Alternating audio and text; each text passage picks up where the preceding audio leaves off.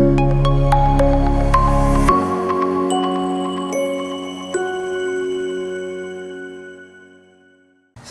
warahmatullahi wabarakatuh. Assalamualaikum warahmatullahi wabarakatuh. Ya, jumpa lagi dengan IPNU PBNU Kota Batu. Di momen kali ini kita akan membahas lagi tentang sejarah IPNU PBNU di Kota Batu. Bagaimana pada awal mulanya bagaimana, dan juga tentang kegiatan IPNU PBNU di masa lampau bagaimana. Seperti itu. Dari samping saya ada Rekanita Miftah dan juga Cak Nur ya, selaku pembina dari IPNU PBNU Kota Batu. Oke. Silakan Cak Nur perkenalan bagaimana dulunya IPNU PBNU.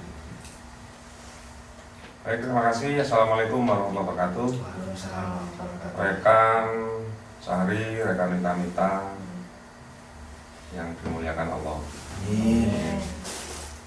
Terima kasih berkesempatan silaturahim dan ngobrol-ngobrol tentang keberadaan IPNU dan PBNU di Kota Batu. Tentu ada latar belakang ya, secara ideologis. Tentu itu tidak perlu kita perdebatkan lagi. Tetapi konfigurasi adanya IPNU dan PBNU di Kota Batu ini juga menarik dicermati. Saya bukan siapa-siapa di IPNU, karena senior-senior saya sebelum saya ini lebih luar biasa, lebih punya kontribusi terhadap keberadaan IPNU dan PBNU Kota Batu. Nah, saya meneruskan ya di periode-periode perubahan status Kota Batu. Di persiapannya itu ada secara administratif disebut Kota Administratif Batu, karena Batu yang sesungguhnya waktu itu hanya kecamatan yang menjadi bagian dari Kabupaten Malang. Nah, dengan proses-proses administrasi, proses-proses pemerintahan, upaya-upaya yang dilakukan oleh masyarakat, akhirnya Kota Batu ini sebelum definitif sebagai Kota Batu, sebagai Kota Administratif Batu. Nah, di situ saya terpilih sebagai Ketua PC IPNU Kota Administratif Batu.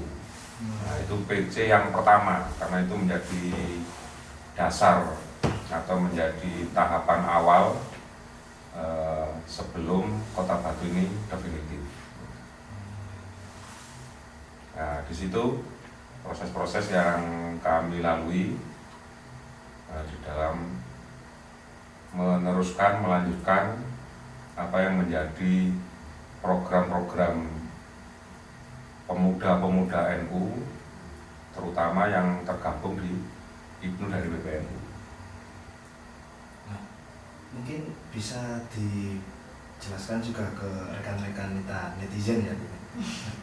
Dulu bagaimana ketika perubahan, aslinya kan dulu PAC kan, Ya. benar-benar PAC terus menjadi sebuah kota administratif. Nah, itu perubahan apa yang jenengan lakukan supaya teman-teman yang diranting kan, karena juga di tingkatan saya dulu PAC, nah itu tidak mengalami seperti kaget gitu. Ya, tentu ada tahapan yang dilakukan oleh organisasi kami bersama IPNU juga, teman-teman IPNU dan PBNU. Kalau sedikit saya ilustrasikan, sebelumnya itu saya juga sering ikut kegiatan di Kabupaten Malang karena waktu itu masih kecamatan kan gitu. Nah, sejak berdiri sendiri secara organisatoris menjadi pengurus cabang, maka konsentrasinya dipusatkan di Batu, sehingga tidak lagi mengikuti kegiatan-kegiatan cabangnya yang ada di kabupaten. Nah, proses-proses yang dilakukan sebenarnya normatif ya, bahwa perubahan kewilayahan, status kewilayahan Kota Batu yang dari Kecamatan Batu kemudian menjadi Kota Batu. tentu membutuhkan struktur di bawahnya. Maka ditentukan 3 kecamatan. Maka IPNU dan IPPNU juga akhirnya menyesuaikan. Nah, setelah punya cabang kota administratif, nah kita juga membentuk anak cabang.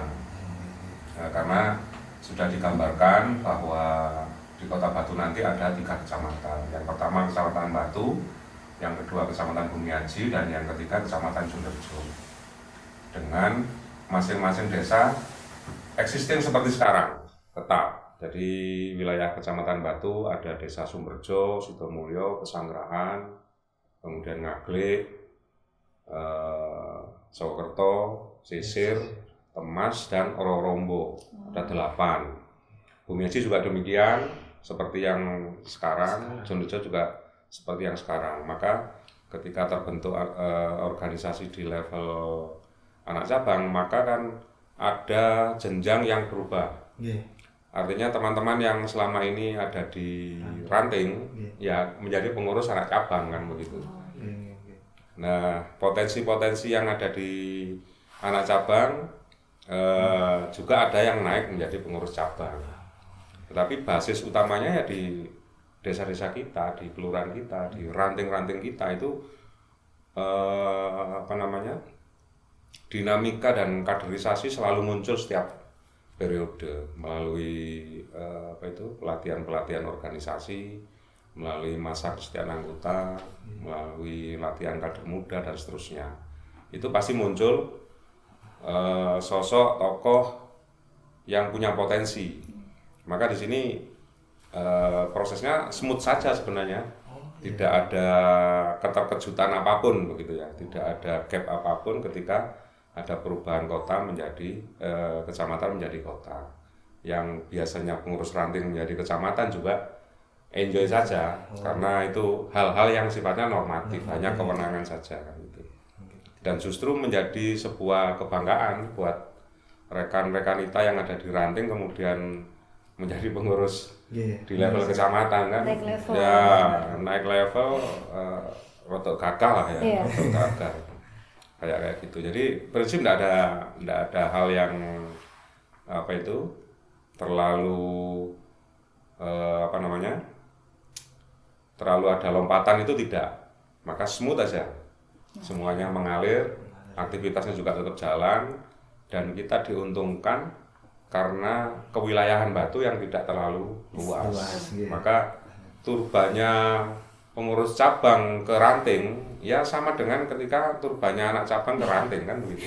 Iya, sama saja. Iya, karena wilayahnya tetap itu aja. Gitu. Justru lebih meringankan yang di cabang karena ada anak cabang yang handle langsung secara struktural kepada ranting. Iya. Ada juga fakta yang menarik nih rekan dan rekanita bahwa Cak Nur selaku ketua pertama IPNU di zaman kota atau menjadi kotatif, menjadi definitif. Niko, ada fakta yang menarik bahwa saat ini Cak Nur juga menduduki di kancah legislatif ngaten nggih.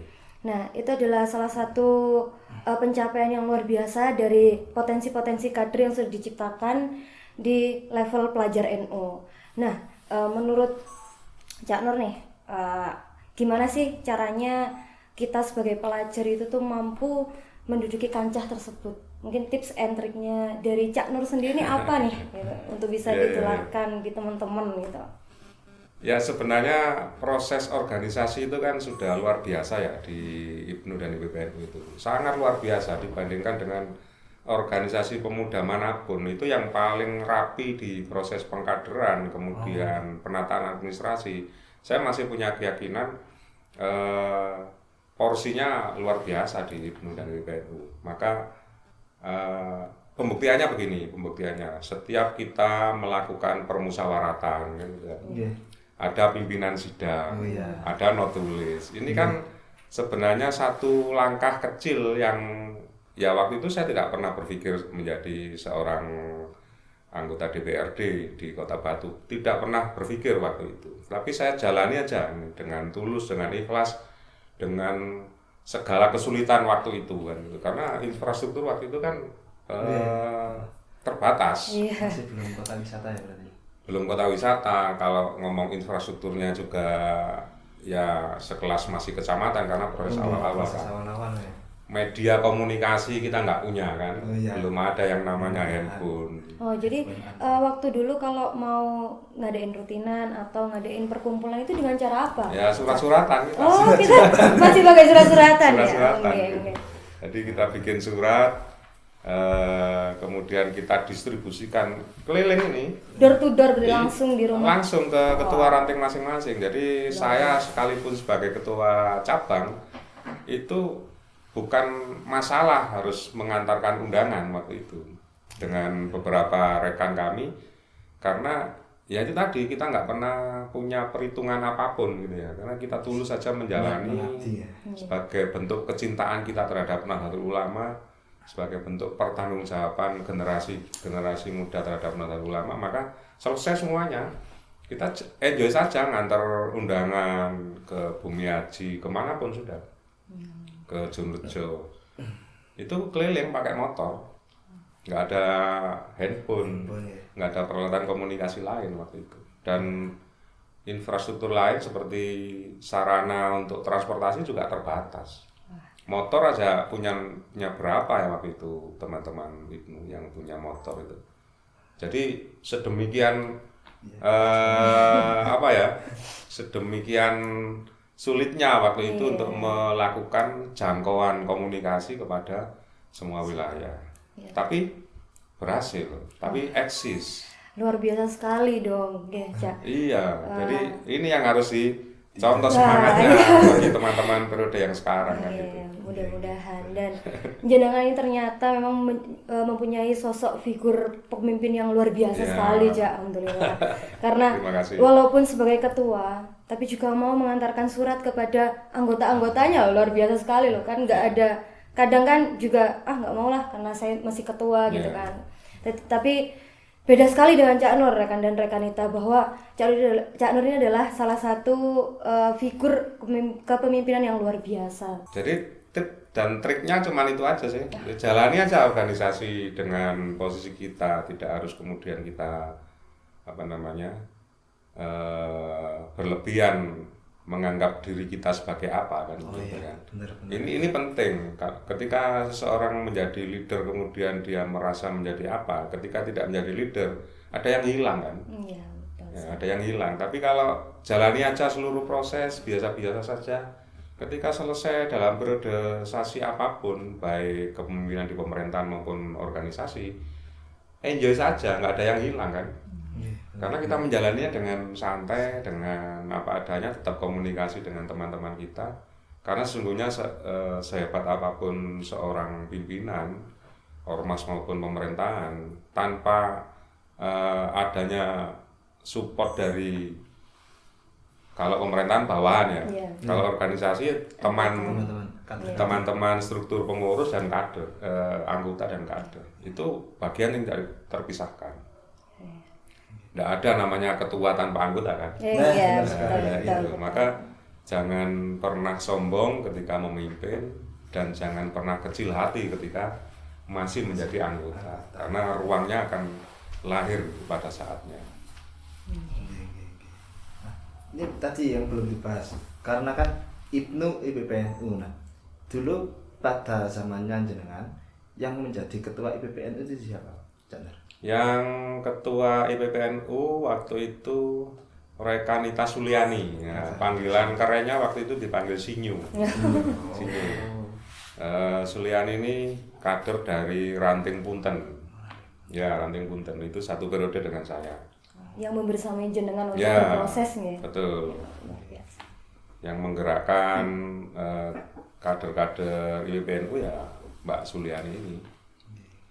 Rekanita Suliani. Ya, Rekanita Suliani masih eksis sampai sekarang di Badan Otonominya NU. Ya. Oke, baik, terima kasih rekan-rekan kita. Mungkin itu saja sekilas dari Cak Nur yang dulunya juga ketua Ibnu Kota Batu pertama ya, pada saat Batu menjadi kota aktif. Nah, sangat hebat sekali beliau, mulai dari perjuangannya ketika dulu mengantar surat, terus agenda-agenda beliau ketika menjadi ketua itu sangat bagus sekali untuk kita contoh bersama. Pelajaran NU Kota Batu, Belajar, berjuang, bertakwa. Oke.